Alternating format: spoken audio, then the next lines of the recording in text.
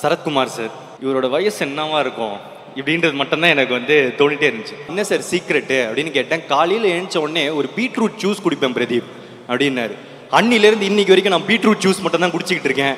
அந்த வயசுல வரும்போது நான் அப்படி இருந்தேன்னா எனக்கு சந்தோஷமா இருக்கும். இயற்கையா கடவுள் நம்மளுக்கு கொடுத்திருக்கிற ஒரு வரப்பிரசாதம் பீட்ரூட். 30 வயசு 35 வயசு தாண்டுச்சா ஸ்கின் சாகிங் ஆயிடுச்சு, தோல் தொங்கிடுச்சு, லிஃப்ட் பண்ணணும்னு சொல்லிட்டு ரிங்கிள் லிஃப்ட் கிரீம்ஸ் யூஸ் பண்ணுவாங்க சார். எல்லாத்துக்கும் குப்பையில போடுங்க. டெய்லி பீட்ரூட் ஜூஸ் குடிங்க, சுருக்கம் போயிடும் அப்படின்னு. ஏன்னா பீட்ரூட் ஜூஸ் நம்மளுடைய சுருக்கத்தை கம்ப்ளீட்டா குறைச்சிடும். ரிங்கிள் ரெசிஸ்டன்ஸ் அவ்வளவு அழகா இருக்கும். பீட்ரூட் ஜூஸே ஃபேஸ் பேக்ல போடுவாங்க.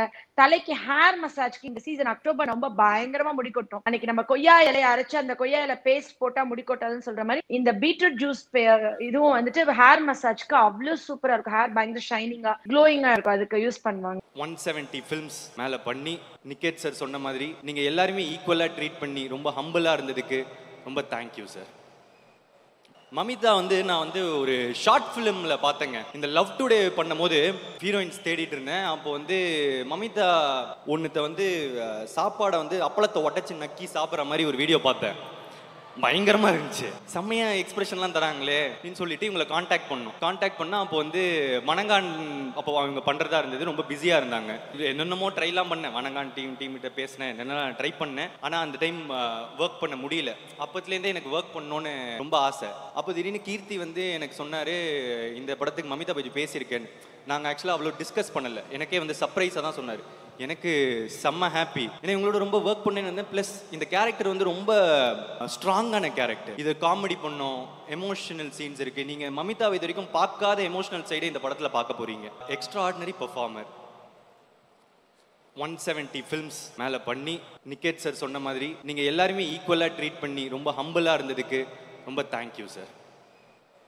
மமிதா நான் ஒரு ஷார்ட் ஃபிலிம்ல பார்த்தேங்க. இந்த லவ் டுடே பண்ணும்போது ஹீரோயின்ஸ் தேடிட்டு இருந்தேன். அப்போ மமிதா ஒன்னுத்த சாப்பாடை அப்பளத்தை உடச்சி நக்கி சாப்பிட்ற மாதிரி ஒரு வீடியோ பார்த்தேன். பயங்கரமா இருந்துச்சு. செம்மையா எக்ஸ்பிரஷன்லாம் தராங்களே அப்படின்னு சொல்லிட்டு இவங்களை காண்டாக்ட் பண்ணா அப்போ மணங்கான் அப்போ அவங்க பண்றதா இருந்தது. ரொம்ப பிஸியா இருந்தாங்க. என்னென்னமோ ட்ரைலாம் பண்ணேன். மணங்கான் டீம் கிட்ட பேசினேன், என்னென்ன ட்ரை பண்ணேன். ஆனா அந்த டைம் ஒர்க் பண்ண முடியல. அப்பத்துலேருந்தே எனக்கு ஒர்க் பண்ணணும்னு ரொம்ப ஆசை. அப்போ திடீர்னு கீர்த்தி எனக்கு சொன்னாரு, இந்த படத்துக்கு மமிதா பற்றி பேசியிருக்கேன்னு. நாங்கள் ஆக்சுவலாக அவ்வளோ டிஸ்கஸ் பண்ணல. எனக்கே சர்ப்ரைஸாக தான் சொன்னார்.